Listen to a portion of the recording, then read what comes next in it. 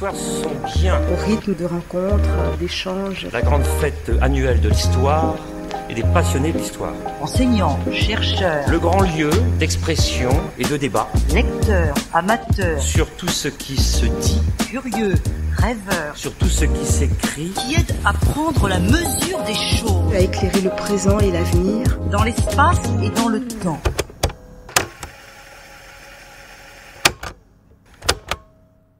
Qu'il ait eu le courage de son opinion, c'est ce dont se réjouissent quelques admirateurs d'Émile Zola, le félicitant pour ses articles Dreyfusards.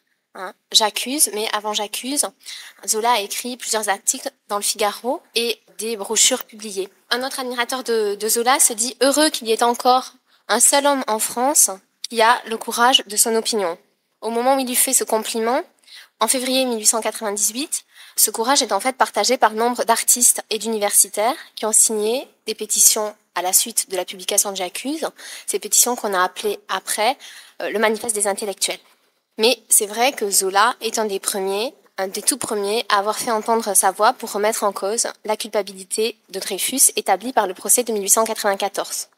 Le premier article que Zola écrit. Donc il l'écrit à la fin du mois de novembre 1897. Zola a été condamné en 1894. C'est à partir de l'automne 1897 qu'un mouvement commence à mettre en question sa culpabilité, notamment le vice-président du Sénat, Scheurer-Kestner, Auguste Scheurer-Kestner. Et à la suite de manifestations hostiles à Scheurer-Kestner, Zola va le soutenir. D'abord par une première lettre, Monsieur Scheurer-Kestner, puis par une série d'interventions donc dans la presse, dans le Figaro d'abord, puis quand le Figaro ne voudra plus les publier, de façon indépendante, en brochure, avant la publication de J'accuse, le 13 janvier 1898, à la une de l'Aurore. Mais surtout, au cours des 2 années les plus intenses de la bataille dreyfusarde, de l'automne 1897, donc, de l'intervention de Scheurer-Kestner, à l'automne 1899, au moment où Dreyfus est gracié, des milliers, outre les personnalités du milieu universitaire et du monde des arts, des milliers de Français ont aussi le courage de leur opinion et affirment leur conviction dreyfusarde, en signant des pétitions et en écrivant des lettres de soutien adressées à la famille Dreyfus ou à ses défenseurs. C'est à ces inconnus que ma thèse est consacrée. Ce nom d'inconnu, c'est celui qu'ils choisissent eux-mêmes pour se désigner. Et c'est la manière dont ceux-ci ont affirmé leur opinion que je voudrais ici examiner. Le titre que j'ai choisi, donc, avoir le courage de son opinion, outre que c'est une expression qu'on retrouve dans plusieurs des lettres, est discutable, puisque selon le moment où ils se sont exprimés et selon la manière qu'ils ont choisi pour le faire, ce courage est plus ou moins grand. Au moment du procès de Rennes, en septembre 1899, donc le procès de Rennes, c'est le 2e procès de Dreyfus, après la cassation, c'est le 2e qui le déclare après ce procès de Rennes. L'une de ces inconnues qui écrit au capitaine Dreyfus lui écrit « Au moment où votre long martyre va se terminer, où la justice vous sera enfin rendue, où tant de jours épouvantables ne seront plus qu'un souvenir, je tiens à vous dire ma profonde sympathie et tous les vœux que je fais pour l'heureuse issue de votre procès. À présent, capitaine, je sais que nombre de personnes vous sont revenues et que bien des amis inconnus vous ont écrit. Si je mêle mon nom au leur, c'est que j'ai la très grande fierté d'avoir été une des premières Dreyfusardes, à une époque où il y avait quelques mérites à avoir le courage de son opinion. » Elle prétend, dans la suite de sa lettre, avoir été convaincue dès le mois d'octobre 1897, ce qui est peut-être un petit peu exagéré, peut-être une construction a posteriori, mais il est certain que cette correspondante, qui s'appelle Madame René, Louise René, est une correspondante assidue des Dreyfus et donc effectivement une des premières convaincues. Et dans ce court extrait que je vous ai lu, elle se donne 2 titres pour définir sa participation à l'affaire. Le premier, donc, ami inconnu, c'est un terme très fréquent qui dit l'affection pour les Dreyfus et leurs défenseurs, et Dreyfusarde, qui est un mot qu'on trouve plus rarement dans la correspondance, mais qui dit peut-être davantage la conviction, l'inscription dans un parti. Enfin, elle souligne son propre mérite, le courage auto-proclamé qu'elle s'attribue. Tiens, on le voit, à l'ancienneté de sa conviction, à son caractère, au caractère minoritaire de sa position au premier temps de l'affaire. Et c'est par cet aspect que je voudrais commencer. L'opinion dreyfusarde est une opinion minoritaire, avant de voir par quelle voie, par quel mode elle peut s'exprimer, pour examiner dans un 3e temps la façon dont les Dreyfusards eux-mêmes se définissent. Donc, pour commencer, une opinion minoritaire. La majorité, effectivement, est anti-Dreyfusard. Je voulais citer un autre extrait, un article paru dans le Progrès de l'Est. Le Progrès de l'Est est un des journaux provinciaux qui se sont convertis le plus tôt à l'affaire. même si c'est tard, mais pour la province, on peut dire que c'était un journal relativement dreyfusard. Donc le 16 août 1899, en plein procès de Rennes, donc le procès en révision de Zola, qui commence début août 99 pour s'achever par une deuxième condamnation le 9 septembre, sous le titre « Pathologie nationale », Julien Cordier écrit « J'éprouve déjà quelques difficultés et même une certaine humiliation à regarder comme mes concitoyens les 35 millions de Français dont parlait l'autre jour Déroulède, et qui, suivant lui, refuseront toujours, quoi qu'il advienne, de voir autre chose qu'un traître dans la personne du condamné de l'île du diable. » Le trait est rude, il a honte, une certaine humiliation à considérer comme ses compatriotes les anti-dreyfusards, mais il dit bien cette impression de minorité que partagent tous les dreyfusards. Et dans la suite de cet article, il estime qu'à ce moment de l'affaire, c'est-à-dire un an après le suicide du faussaire Henri, à un moment où une large partie de l'opinion a progressé dans le sens d'une nécessaire révision, encore 2 Français sur 3 et 7 journaux sur 10 sont anti-dreyfusards. Donc ces chiffres sont à vérifier. Et pour les journaux, je me réfère à l'étude de Janine Ponty, qui est une historienne qui a consacré sa thèse dans les années 70 à la presse au temps de l'affaire. Et d'après elle, donc, en septembre 1899, donc au moment du procès de Rennes, à la fin du procès de Rennes, les anti-dreyfusards représentent encore 52% des journaux. Les dreyfusards représentant 31% des journaux. Les autres, qu'elle appelle impartiaux, seraient des journaux qui se sont prononcés pour la révision, c'est-à-dire pour que le procès de Rennes ait lieu sans prendre position pour son issue. En fait, la révision leur apparaît nécessaire pour une pacification nationale et parce que le procès de 1894 qui a condamné Dreyfus est entaché d'illégalité. Ils sont d'accord sur l'illégalité du procès de 94, mais ils se prononcent pas sur l'innocence ou sur la culpabilité de Dreyfus. Donc on voit que Cordier exagère un peu la situation. C'est vrai que 3 journaux sur 10 seulement sont dreyfusards, mais ça ne veut pas pour autant dire que 7 sur 10 sont anti-dreyfusards.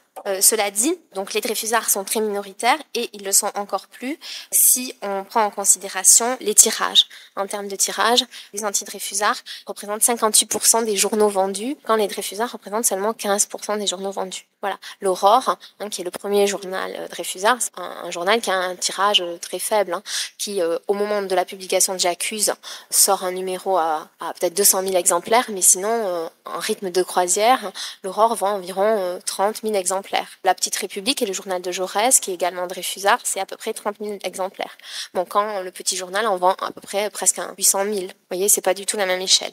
Il reste qu'il y a quand même eu une nette progression de la cause dreyfusarde depuis les débuts de l'affaire, puisqu'en février, selon les chiffres de Janine Ponty toujours, en février 98, c'est-à-dire un mois après la publication de J'accuse, au moment où Émile Zola est jugé pour avoir publié cet article, seulement 7,3% des journaux pouvaient être considérés comme dreyfusards et donc moins de 2% des journaux vendus quand on considère les tirages. En fait, le moment le plus net de la progression de la cause dreyfusarde, ça a été au début du mois de septembre 1898, le suicide du colonel Henri, le faussaire. Mais après septembre 98, les choses n'ont plus évolué et les anti-dreyfusards ont plutôt radicalisé leur position. Autre moyen de mesurer l'opinion et de voir si effectivement 2 Français sur 3 sont anti-dreyfusards, comme le dit Julien Cordier, c'est d'examiner l'attitude, disons, de l'opinion telle qu'elle est retranscrite dans les observations de la police. Les études qui ont été jusqu'à présent consacrées à l'affaire utilisent des archives de police, notamment un service qu'on appelait les commissaires spéciaux des chemins de fer. C'était les ancêtres des renseignements généraux, en fait. Donc, ils faisaient des rapports réguliers sur les réunions qui se tenaient dans leur circonscription. Et tous les 15 jours, ils dressaient un rapport de quinzaine qui donnait l'état économique, la situation économique de leur circonscription, mais aussi l'état de l'opinion, donc tous les 15 jours. Donc ces rapports de quinzaine ne sont pas conservés partout en France, mais on en retrouve dans les archives départementales, et donc ils permettent d'avoir une idée de l'opinion. Très souvent, ils notent l'impassibilité de l'opinion. Donc j'y reviendrai tout à l'heure, cette impassibilité elle a souvent été lue comme de l'indifférence. C'est pas nécessairement de l'indifférence. Ça veut pas dire que les gens n'avaient pas d'opinion sur l'affaire, simplement dans certaines petites villes, ils ne la manifestaient pas bruyamment, mais pour autant ils n'étaient pas nécessairement indifférents. Alors en fait, ce qui ressort de ces archives de police, c'est soit donc cette large impassibilité, soit d'autre part des mouvements anti-dreyfusards, puisque quand il y a éruption, quand il y a manifestation, elle est principalement anti-dreyfusarde. Les débuts de l'affaire sont en effet marqués par des manifestations tant à Paris qu'en province, où dominent très largement, sinon exclusivement, les anti-dreyfusards. Les premières manifestations, en fait, Ensuite, à l'intervention de Scheurer-Kestner à la mi-novembre 1897, et c'est sa prise de parole, je vous l'ai dit, qui motive l'entrée dans l'affaire d'Émile Zola. Et avec l'apparition de J'accuse, ce phénomène va s'intensifier. Les premières manifestations sont surtout le fait d'étudiants ou tout au moins de jeunes gens qui se rassemblent après les cours sous forme de petits groupes, de monômes, et qui suivent un itinéraire. Alors à Paris, par exemple, du quartier latin jusqu'au quartier des Journaux, qui est autour des grands boulevards dans le 9e arrondissement, et jusqu'au domicile d'Émile Zola, qui habitait rue de Bruxelles, dans le 9e arrondissement. Et donc, ce ne sont pas des manifestations organisées, ce sont des petits groupes, et leurs manifestations ressemblent parfois à des charivaris. Ils font un chahut, un tohu-bohu sous les fenêtres de Zola ou sous celles des journaux dreyfusards. Ces archives touchent de nombreuses villes françaises et les archives nationales gardent trace de 69 mouvements pour des mois de janvier et février 98, c'est-à-dire après la publication de J'accuse et pendant le procès de Zola. 69 mouvements dans 55 villes différentes pendant donc les 2 premiers mois de l'année 98. Et ces mouvements rassemblent de quelques dizaines d'individus à plusieurs milliers. Par exemple, il y a eu 4000 manifestants à Angers ou 3000 à Nantes. Et soit c'est un défilé unique, soit ça dure plusieurs jours. Par exemple, à Perpignan, plusieurs jours d'émeutes. À Paris, je vous l'ai dit, ces cortèges éclosent le jour même de l'apparition de J'accuse et se poursuivent et s'amplifient tout au long du mois de janvier, encouragés par la propagande nationaliste. Sans vraie riposte dreyfusarde. Très rares sont en effet les exemples de cortèges dreyfusards. J'ai dépouillé toutes les archives nationales, les préfets envoyaient au ministère de l'Intérieur ces rapports, ou les plus importants de ces rapports, et j'ai dépouillé une trentaine, un peu plus de 30 dossiers dans des archives départementales, et pour le mois de janvier, à part quelques cris hostiles devant les manifestations anti-dreyfusardes à Paris, le seul exemple de vraie contrepartie, de vraie riposte dreyfusarde, c'est à Lille, où les partis socialistes lillois organisent un vrai système de réponse aux anti-dreyfusards. Ils prévoient même, ça aurait été utile aujourd'hui, de mettre des vélos à disposition de leurs partisans pour, si jamais un des membres de ces groupes politiques signale une manifestation anti-dreyfusarde, voilà, ils font une troupe vélocipédique pour se rendre sur les lieux. Et la manifestation est assez violente. Pour l'anecdote, il y a un anti-dreyfusard qui porte plainte à Lille parce qu'il a reçu un coup de poinçon dans les fesses d'un dreyfusard. Voilà, mais même si les Lillois sont virulents, c'est vraiment le seul exemple qu'on trouve. Après la flambée de janvier et de février 98, ces manifestations ne disparaissent pas et éclatent de façon plus ponctuelle lors de tournants dans les progrès de l'affaire ou lorsque l'actualité locale le rend nécessaire. Par exemple, à Nantes, en décembre 1898, il y a une manifestation nationaliste, une conférence nationaliste qui est organisée pour Guérin et Millevoye, et en réaction à cette conférence nationaliste, il y a une manifestation favorable à Dreyfus cette fois, ou à Marseille, en février 99, le nationaliste Marcel Habert vient faire une conférence, et les Dreyfusards ripostent, et là aussi, la manifestation tourne à l'émeute. Donc ces manifestations sont donc dictées par des circonstances locales liées à l'affaire, initiées et encouragées par des partis de gauche, mais elles rassemblent au-delà des milieux militants. La manifestation de Nantes dont je viens de parler se prolonge en une réunion de soutien au colonel Picard, l'un des défenseurs de Dreyfus, qui rassemble 3000 personnes.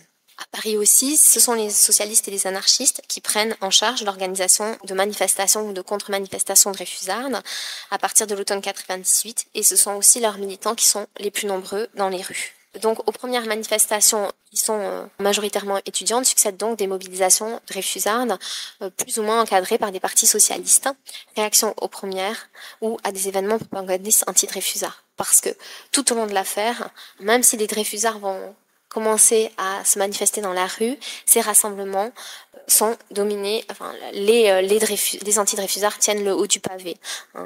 À Paris comme en province, en 1899 comme en 1898, l'initiative dans la rue appartient aux adversaires de la révision.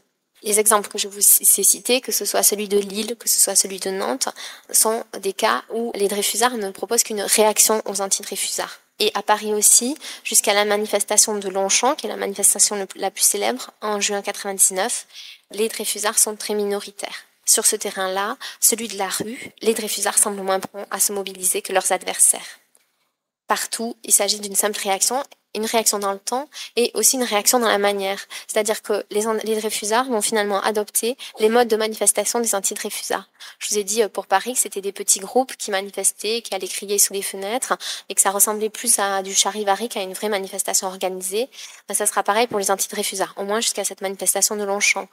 Quand à Montpellier, par exemple, les anti-Dreyfusards ont fait du chahut dans un cours d'un professeur Dreyfusard, et bien, inversement, les Dreyfusards vont attendre à la sortie d'un cours un professeur anti-Dreyfusard pour le secouer un petit peu. Et de même, quand il s'agit de manifester dans Paris, on va manifester sous les fenêtres de la libre parole.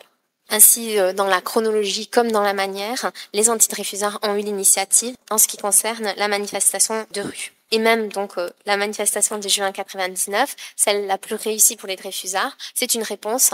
Ça se passe lors des courses de Longchamp, et c'est une réponse à la manifestation qu'il y a eu quelques jours plus tôt à Auteuil et qui était anti-Dreyfusarde. Donc la manifestation de rue n'est donc pas le mode de mobilisation de prédilection des Dreyfusards. Minoritaire dans la presse, minoritaire dans la rue, il y aurait effectivement un vrai courage à s'affirmer pour les Dreyfusards. Oui, il y a un courage, les risques sont encourus parce que ces manifestations sont violentes. Par exemple, à Nantes, la manifestation de janvier 1898 le périple du cortège est ponctué de stations devant les établissements juifs, les magasins juifs, et il y aura des bris de vitrines, des cris d'insultes sous les fenêtres du Phare, qui est le seul journal, qui est un journal à tendance révisionniste, et aussi devant l'hôtel des Postes pour huer le receveur principal des Postes, qui s'appelle Monsieur Dreyfus, et que la rumeur fait oncle de Dreyfus. Bon, c'est pas la seule occasion où ce Monsieur Dreyfus va être chahuté. Quelques mois plus tard, en novembre 98, le commissaire principal de la ville rend compte à son préfet d'une bagarre qui a eu lieu dans un café, le café de Strasbourg, puisque Monsieur Dreyfus, dit le commissaire, l'oncle, il ne remet pas en question l'idée que c'est l'oncle de Dreyfus, a été mis à partie par quelques clients de l'établissement, et il note, il paraît que ce n'est pas la première fois que Monsieur Dreyfus se fait tancer vertement en prenant la défense de son neveu, dont il proclame hautement l'innocence. Dreyfus est un nom bien difficile à porter. Dans la correspondance de Madame Dreyfus, on trouve la lettre d'une autre Madame Dreyfus qui explique combien c'est difficile effectivement. Mais il suffit d'être Dreyfusard. Outre les homonymes du capitaine, quelques Dreyfusards sont molestés. Par exemple, en août 1899, un Parisien porte plainte parce qu'il dit avoir été frappé au visage avec un coup de poing américain par un jeune qui lui aurait dit « Tu es Dreyfusard, voilà pour toi ». Bon, sans aller jusqu'à ces extrémités, effectivement, le risque est d'abord un risque. Les plus graves menaces qui pèsent sur les Dreyfusards sont celles des sanctions professionnelles. Alors, il existe des exemples célèbres. Le doyen de la faculté de Bordeaux, Stopfer, a été démis de ses fonctions. Le pasteur Louis Comte, pasteur de Saint-Étienne, a été également privé de son traitement. Mais également, parmi la population dreyfusarde, on trouve des exemples. Par exemple, en décembre 98, l'Aurore publie une annonce pour recommander un ouvrier de 32 ans qui a été licencié pour fait de dreyfusisme, en fait, pour avoir milité en faveur de la révision, et essaye de lui trouver une place. Plus simplement, enfin, on pourrait dire que l'affaire est que le principal risque est celui de se fâcher avec ses amis. L'affaire est un facteur de recomposition sociale. Donc il y a une caricature qui est très célèbre de Carandache, n'en parlons pas, ils en ont parlé, qui représente un repas de famille où la table est à la fin, le banquet est sans dessus-dessous, parce qu'ils ont parlé de l'affaire Dreyfus. Bon, cette caricature elle est très connue, il y en a d'autres. Il y a une autre image de l'affaire où on voit un couple dans un lit, et c'est une véritable scène de ménage, ils se battent. Le mari a au-dessus de sa table de chevet une petite affiche avec le portrait de Zola et le slogan « Vive Zola », alors que la femme a un portrait d'Esterhazy, le vrai coupable, et inscrit « Vive Esterhazy ».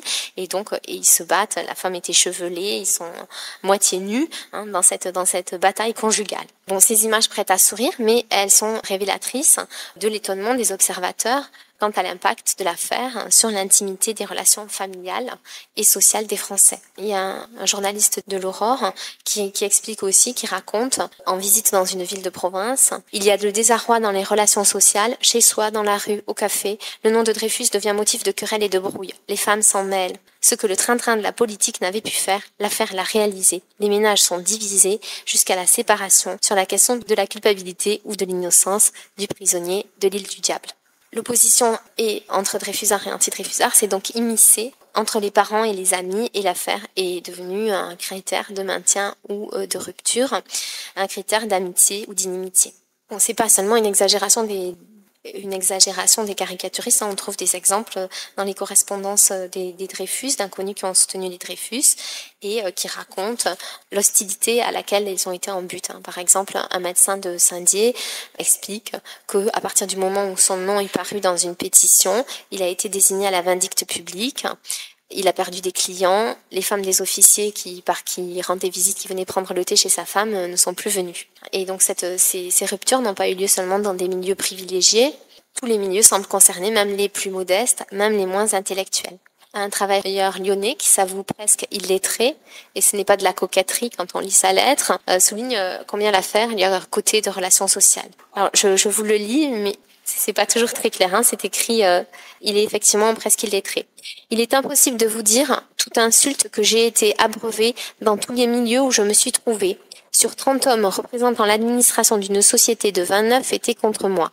Dans les cafés, au travail et ailleurs, c'était la même chose, en commençant par Prussien, Vendu et autres titres tout aussi flatteurs. Quand le hasard me rapprochait de trop rares révisionnistes, c'était pour moi des amis. Bon, parce qu'effectivement, l'affaire est aussi pas seulement un motif de rupture, mais parfois une façon de nouer de nouvelles amitiés. Il est évidemment difficile de faire la part entre le ressenti et la menace réelle qui pesait effectivement sur les relations sociales, sur la vie professionnelle. Mais le caractère minoritaire de la conviction dreyfusarde est certain, et ceux qui s'affirmaient comme tels devaient affronter leur entourage. Le témoignage du médecin de Saint-Dié, que je vous ai résumé, suggère une différence en fait entre le moment où il s'est affirmé simplement Dreyfusard et le moment où il a signé une pétition, c'est-à-dire où son nom est paru dans la presse. Et entre l'expression privée et sa publicité, et c'est cet aspect que je voudrais voir dans un second temps. Je vais résumer mon propos. Donc les modes d'expression Dreyfusard, donc de nombreux travaux, je vous l'ai dit, se sont penchés sur l'affaire et ont étudié soit la presse, soit les effets sur les élections, soit les archives de police.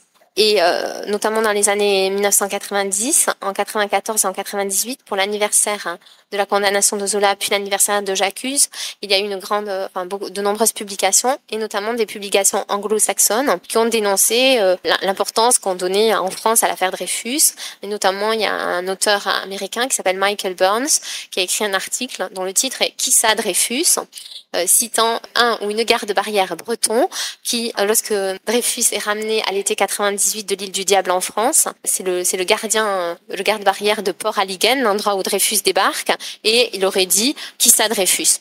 Bon, en fait, cette anecdote, on la trouve aussi dans une histoire de l'affaire Dreyfus parue au début du XXe siècle, de Joseph Reynac. On la trouve dans la presse à l'époque.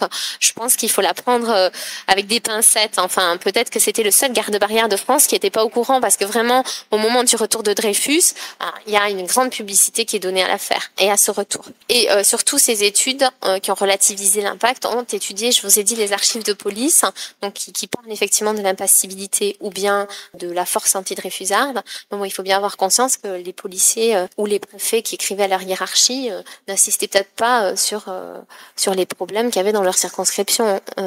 Ils avaient tout intérêt à montrer que tout se passait bien. Et donc, moi, j'ai étudié deux autres moyens de se mobiliser. Je vous l'ai dit, la pétition ou la lettre. Et je vais rapidement voir qu'est-ce que ça implique. Le premier moyen de mobiliser l'opinion dreyfusarde, c'est la pétition. Et le fait de signer une pétition est en effet le moyen de se mobiliser qui semble a priori le plus facile. Il suffit d'envoyer son nom à la suite du texte d'adresse de pétition à l'un des organes chargés de la recueillir.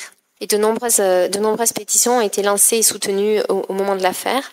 C'est le camp Dreyfusard qui en a eu l'initiative avec le manifeste des intellectuels en janvier 98, qui a recruté des signataires essentiellement dans les milieux universitaires et littéraires de la capitale. Mais après cette première tentative, les pétitions se sont multipliées dans les deux camps. Donc pour les Dreyfusards, on peut citer 2 appels aux femmes de France qui sont lancés au printemps 1898 et qui demandent aux femmes de signer pour que l'on autorise Lucie Dreyfus à se rendre à l'île du Diable au chevet de son mari et à lire sa correspondance non censurée.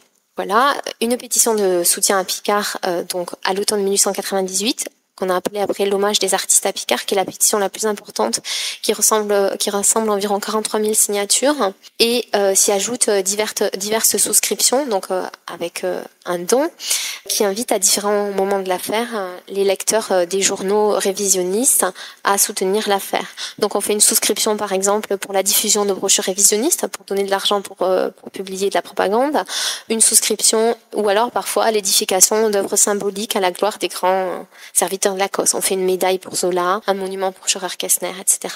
Quant aux anti-Dreyfusards, ils attendent l'automne 98, donc les premières Dreyfusards c'est janvier 98, et l'automne 98 pour une souscription qui a été lancée par la Libre Parole et qui s'appelle le monument Henri, qui est très violemment antisémite. Cette souscription peut être comparée à l'hommage à Picard parce qu'elles sont concomitantes, les deux ont lieu à l'automne 98, et même si le monument Henri, l'anti-Dreyfusard, est une souscription alors que l'autre est une simple protestation, mais on peut comparer les chiffres, et la souscription Henri rassemble environ 20 000 noms, alors que la souscription pour Picard en rassemble 43 000.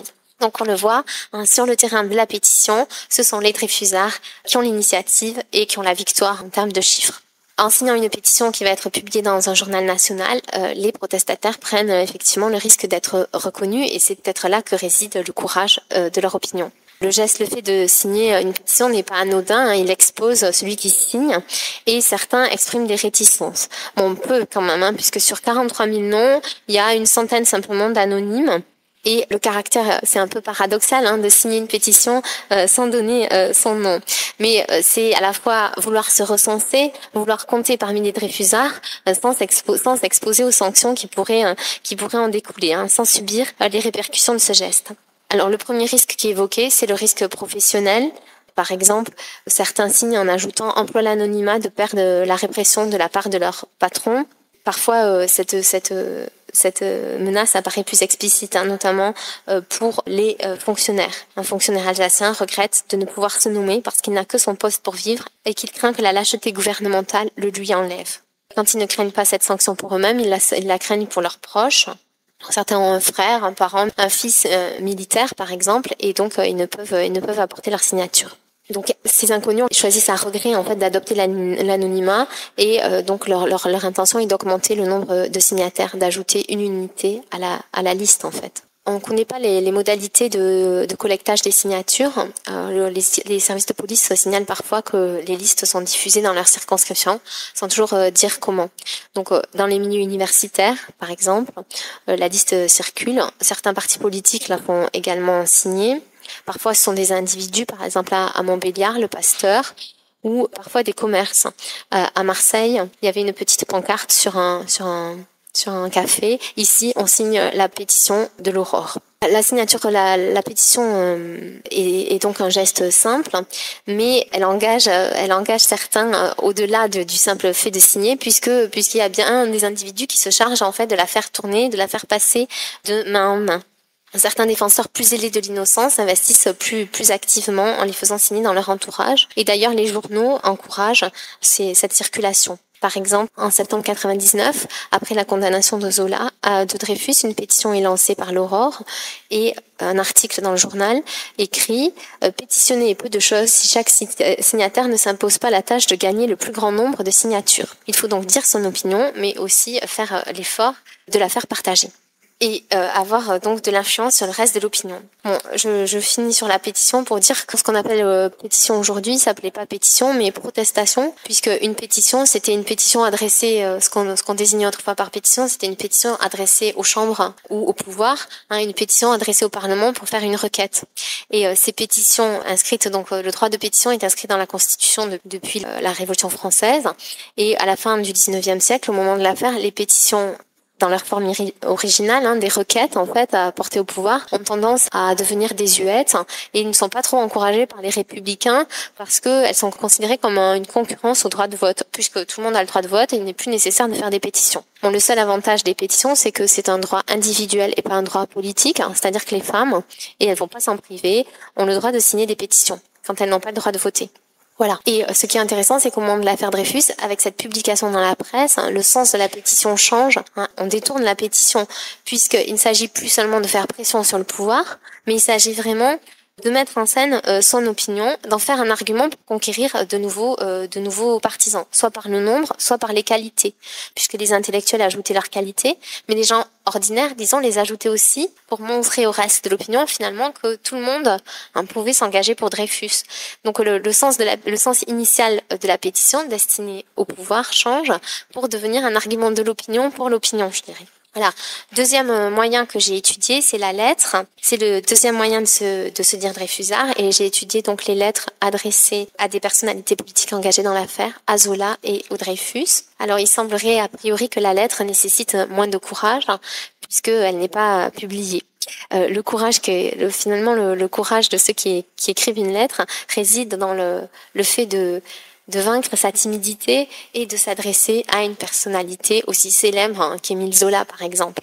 Très nombreux sont les anonymes qui n'osent pas écrire et qui répètent le fait qu'ils ne sont que des petites gens, qu'ils sont modestes, qu'ils sont humbles, qui craignent de ne pas avoir les mots nécessaires pour exprimer leur soutien. Parmi ceux qui écrivent des lettres, certains aussi insistent, réclament que leurs lettres ne soient pas publiées et réclament l'anonymat. Ils l'expliquent de façon plus ou moins longue. Ils écrivent par exemple « Cette lettre n'est pas destinée à la publicité » ou ils réclament même que la lettre soit détruite. Par exemple, une receveuse des postes dans l'Ain qui dit avoir longtemps hésité à écrire sous la pression familiale et finalement elle se décide à lui écrire, mais elle réclame que sa lettre soit détruite. Donc je vous l'ai dit, ils redoutent de ne pas bien savoir exprimer leur admiration. Mais qu'ils écrivent à Lucie Dreyfus ou à Émile Zola, ils choisissent bien, après avoir averti leurs lecteurs de leur incompétence, de manifester, sinon publiquement, du moins explicitement, leur choix Dreyfusard. Et leurs lettres leur donnent la possibilité de le faire longuement, d'expliquer le cheminement qui les a conduits à l'innocence de Dreyfus ou de suggérer de nouvelles pistes argumentatives pour la défense de Dreyfus. Que ce soit participer à une manifestation, endosser une pétition ou écrire à une personnalité dreyfusarde. Tous ces moyens sont donc des façons de se déclarer dreyfusard. Ces modes de soutien à la cause du capitaine ne sont évidemment pas concurrents l'un de l'autre, puisqu'il existe de multiples exemples de Français qui sont mobilisés de ces diverses manières, et ils n'exigent pas le même investissement et ne prétendent pas aux mêmes effets. Et surtout, ils n'ont pas le même succès dans l'opinion dreyfusarde. Et en effet, on constate que les modes de mobilisation par l'écrit, la pétition ou la lettre ont eu plus de succès chez les Dreyfusards que la participation à des manifestations. Et finalement, ce choix d'un mode d'expression par l'écrit apparaît finalement dans une logique dreyfusarde. Ce serait la lettre ou la pétition sont des moyens de se déclarer Dreyfusard plus conformes à l'éthique défendue par les intellectuels Dreyfusards. Finalement, signer une pétition ou faire une lettre, c'est le faire à la suite des intellectuels qui eux-mêmes écrivent des lettres ouvertes dans les journaux ou signent des pétitions et qui en général sont des républicains modérés et qui n'apprécient pas les débordements agités de la foule dans les rues. La pétition ou la lettre apparaissent comme des moyens plus en harmonie que les manifestations avec la bataille livrée par les Dreyfusards intellectuels ou politiques. Donc dans une troisième partie, rapidement, je voudrais voir comment le fait d'être Dreyfusard est dans ces lettres un titre revendiqué et donc quels sont les mots pour se dire Dreyfusard. Je l'ai dit, le terme Dreyfusard ou Dreyfusiste n'apparaît que rarement, il a encore un sens relativement péjoratif et beaucoup adoptent une voix affective en fait pour déclarer leur adhésion. Mais quel que soit le ton de l'affirmation de l'appartenance au camp Dreyfusard, apparaît comme la revendication d'une identité. Ils se disent Dreyfusard soit pour répondre aux accusations adverses. C'est une façon de revendiquer son caractère Dreyfusard malgré finalement l'hostilité. Par exemple, le deuxième article publié par Zola dans la presse, 1er décembre 97, s'appelle Le Syndicat, puisqu'on accusait les Dreyfusards d'avoir un syndicat. Et Zola finit son article en disant « Eh bien, j'en suis ». C'est une façon finalement face à l'hostilité, de vraiment affirmer son dreyfusisme. Et parallèlement à cet article, un Parisien, par exemple, écrit à Zola et lui dit « Mon cher maître, vous êtes absolument dans le vrai, et moi qui suis chrétien de père en fils depuis Jésus-Christ, je m'honore de faire partie du syndicat. À vrai dire, j'en faisais partie bien avant qu'il existât. » Et il conclut et dire qu'il y a du courage à parler ainsi. Bon, c'est aussi un moyen d'assurer les Dreyfusards, les leaders Dreyfusards, qu'ils ont des partisans, qu'ils ont des adeptes. Par exemple, toujours à Zola, une lettre. Monsieur, la réhabilitation de Dreyfus honore l'humanité en général et la France républicaine en particulier. Vous avez été un ouvrier courageux et persévérant de cette grande œuvre qui marque une date dans l'histoire du progrès de la civilisation. Il est naturel qu'aujourd'hui, vous receviez des chaleureuses félicitations d'un des innombrables et obscurs Dreyfusards auxquels vous avez ouvert la route et indiqué le devoir. Mais elle est aussi une fierté pour dire l'ancienneté de leurs convictions. Les Dreyfusards qui écrivent, réclament, se disent les premiers convaincus des Dreyfusards de la première heure. C'est pas toujours vérifiable.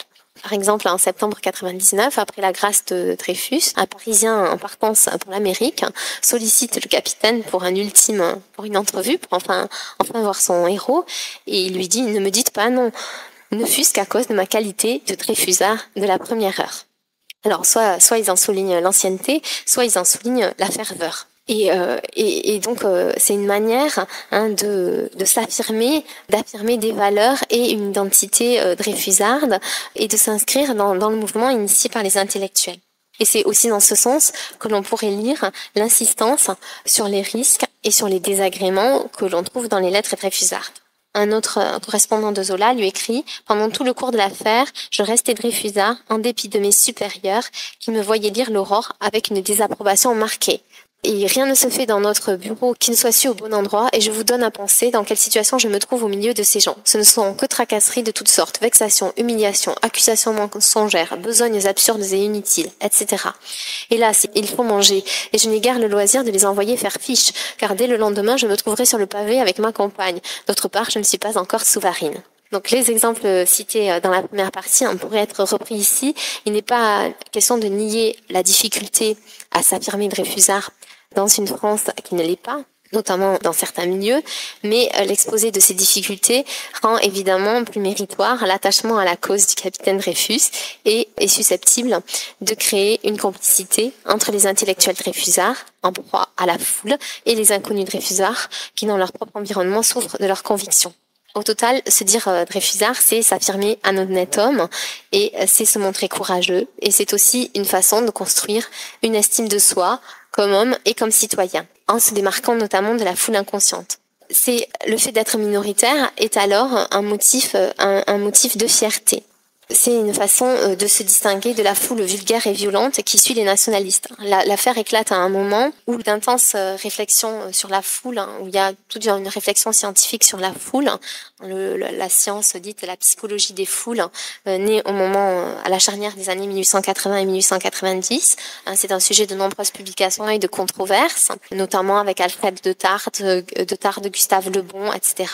Il y a tout un courant de réflexion sur la psychologie des foules. C'est ce qu'on a aussi appelé l'anthropologie criminelle. Enfin, ça dépendait de l'anthropologie criminelle. Et même s'il y a des nuances et d'âpres controverses, tous les ouvrages qui paraissent donc quelques années avant l'affaire décrivent la foule comme irrationnelle et violente. Et s'ils estiment qu'un homme seul peut résister à ses instincts, la foule en paraît incapable. D'ailleurs, les comparaisons qui sont choisies pour la foule sont très significatives.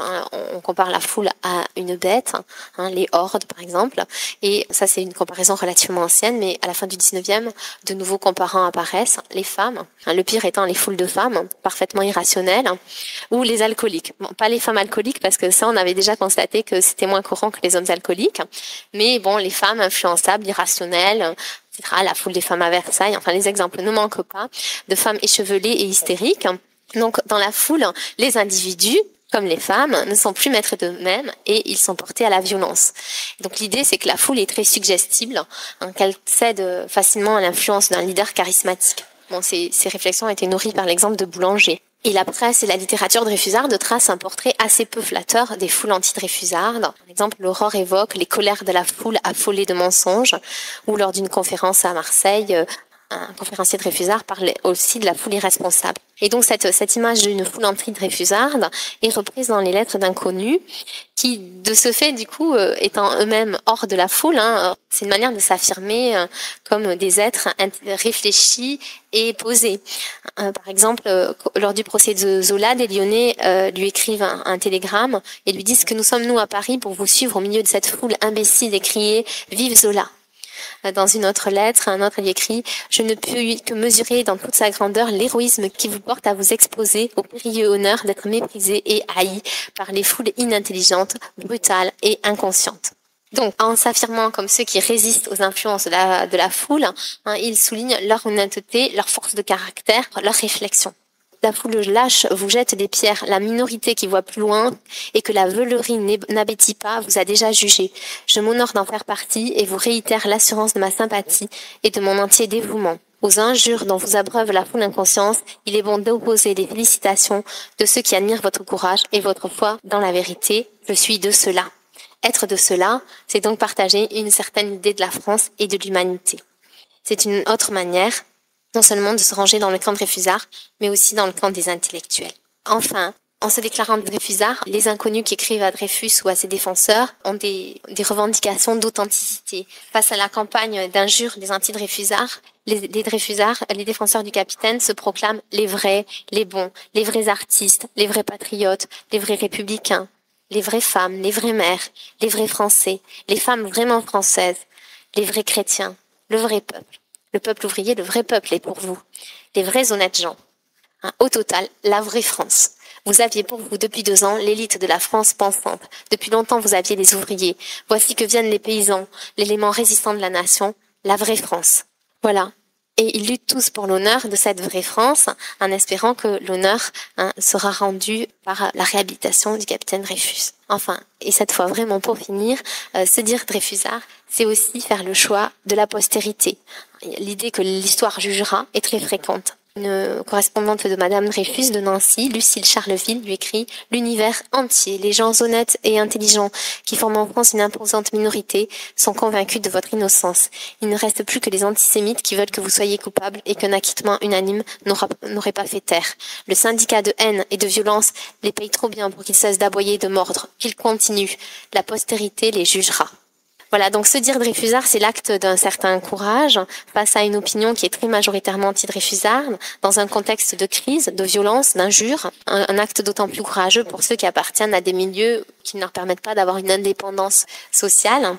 Se dire Dreyfusard, c'est aussi se réclamer de certaines valeurs partagées avec les défenseurs célèbres du capitaine, une certaine idée de la justice, un refus de l'arbitraire, de la raison d'État, des haines antisémites. Se dire Dreyfusard, c'est s'affirmer comme un homme de raison qui réfléchit, qui examine les preuves, qui n'est pas impressionnable, qui ne subit pas la contagion des foules. Et à cet égard, je voudrais citer juste un exemple dans les Landes, dans les archives départementales des Landes, on trouve, il y a une petite controverse. Quand le jugement de 94 a été cassé et que la Cour de cassation a renvoyé Dreyfus devant un second tribunal militaire, devant un second conseil de guerre, il a été décidé par l'Assemblée d'afficher dans toutes les communes de France cet arrêt de la Cour de cassation. Et certains maires s'y sont refusés, s'exposant aux sanctions de la préfecture. Et dans les Landes, à coup dur, un paysan local, constatant que le maire de son village n'avait pas affiché l'arrêt de la Cour de cassation, écrit au préfet, et s'ensuit un échange de lettres entre le préfet,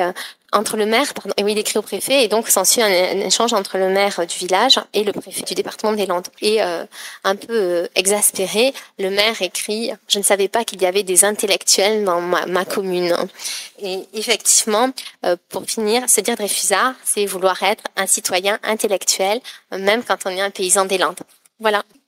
Juste, je voulais vous demander si vous pouviez nous donner une idée du nombre de lettres sur lesquelles vous avez pu travailler. Des lettres, il y en a, je dirais, à peu près. Enfin, il y a beaucoup de lettres. Moi, j'ai travaillé que sur les lettres françaises. Donc, au total, 6 à 7 000 lettres à peu près, voilà. Des gens autrement que des antisémites primaires et qui n'étaient donc pas des vrais Français ont pu changer d'opinion, et est-ce que le courant de sympathie Dreyfusard a augmenté? Non, en fait, on trouve plus très peu de lettres après 1899. En fait, donc Dreyfus, il est condamné le 9 septembre et puis il est gracié le 19. Et après la grâce, même s'il y a des lettres de gens qui disent qu'ils poursuivront, à part les adeptes les plus vifs, il y en a. Il y a des gens inconnus parfaitement qui continuent à écrire. Par exemple, le médecin que je citais, le médecin des Vosges, mais dans l'ensemble, disons que l'affaire n'est plus au cœur à la une de la presse, et donc ça passe. Surtout qu'il y avait un traitement. Là, j'avais pas le temps, j'ai choisi un angle, mais il y a un traitement très affectif de l'affaire, surtout pendant l'absence de Dreyfus, en fait, et des femmes notamment, on plaint beaucoup Madame Dreyfus qui est seule et Dreyfus qui meurt à l'île du diable. Et en fait, quand le héros retrouve l'héroïne, l'affaire est finie pour beaucoup quand même. Voilà. Oui. Je voudrais vous interroger au sujet des motivations donc des Dreyfusards. A-t-on une idée, si on l'a étudié, de la part respective donc du désir de recherche de la vérité dans le procès Dreyfus et de la défense de l'homme Dreyfus lui-même, et de la part donc de l'antimilitarisme et de l'anticléricalisme des milieux progressistes de l'époque. Alors oui, bon, c'est un peu le sujet de ma thèse, c'est difficile, c'est une question qui prendrait beaucoup de temps. Il y a beaucoup d'intérêt pour l'homme Dreyfus. Il y a eu Vincent Duclerc, qui est un spécialiste d'affaires Dreyfus, a fait paraître une biographie du capitaine Dreyfus récemment, parce qu'on disait que puisque les historiens d'après lui jusqu'à présent avaient délaissé Dreyfus, qui apparaissait comme un personnage un peu fade, falot et pas très intéressant. Et même au lendemain de l'affaire, certains de ses défenseurs auraient dit que si lui-même n'avait pas été le capitaine Dreyfus, il n'aurait pas été Dreyfusard. En fait, si on lit la correspondance, il y a un grand intérêt effectivement pour l'homme. Et il y a des gens qui écrivent des lettres sur des un peu anecdotiques, qui s'inquiètent de sa santé, qui au moment où il rentre en France conseille des farines qui permettent de le requinquer plus rapidement, qui le feraient grossir rapidement, etc. Donc il y a quand même un intérêt très vif pour le personnage, et c'est vrai que après la grâce, disons l'affaire ne va plus autant intéresser l'opinion. Cela dit, la part de l'anticléricalisme, elle est très très pour ça, elle est très vivante. Il y a un anti-jésuitisme virulent dans les lettres adressées au Dreyfus, enfin plus aux défenseurs qu'à Dreyfus lui-même. Donc, je ne sais pas si j'ai répondu à toute votre question. Mais oui, il y a un anticléricalisme très, très vivant, des mouvements de gauche et autres. Vraiment, on y voit la main des jésuites. Les jésuites, il y a toute une imagerie des jésuites qui sont présentés comme des êtres qui sont comparés à des reptiles, des êtres visqueux et rampants qui agissent dans l'ombre. Et on voit la main jésuite derrière la politique, derrière la presse, derrière l'armée. Enfin, l'affaire apparaît comme une machination des jésuites. Même dans les mêmes lettres, en fait, les deux se mêlent, l'intérêt pour l'homme Dreyfus et les motivations idéologiques. Mais il y a aussi beaucoup de catholiques qui écrivent au nom de leur catholicisme. Parce qu'il y a toute une imagerie de Dreyfus comme le nouveau Christ, en fait. Dreyfus sacrifié comme le Christ. Il y a des images représentant Dreyfus en croix, etc. Je n'ai pas le temps de tout, voilà. C'est un peu un mouvement sur son personnage qui est peut-être précurseur de ce que vont être les récupérations par l'extrême droite en 1903, l'antiparlementarisme qui va arriver. C'est un petit peu en jachère et sous-jacent à l'affaire Dreyfus, tout ça. Oui, bien sûr, mais oui, lui, le personnage a été très attaqué, mais par exemple, les anti-Dreyfusards, ils étaient assez ennuyés, je pense, stratégiquement, par rapport à cette diabolisation. Il y a un antisémitisme virulent, etc. Mais par exemple, justement, l'intérêt pour Madame Dreyfus, elle n'est jamais critiquée, par exemple, dans la presse anti-Dreyfusarde. Du coup, peut-être face à cet attachement au personnage Dreyfus, ils avaient parfois quelques difficultés à mener leur propagande. Il y a un antisémitisme général. Bon, évidemment, il y a par exemple, les lettres, le monument Henri, c'est d'une violence terrible, qui lui a posteriori un peu étonnante, enfin un peu glaçante. Mais le personnage peut-être a été presque plus héroïsé par les Dreyfusards que diabolisé par leurs adversaires, je dirais.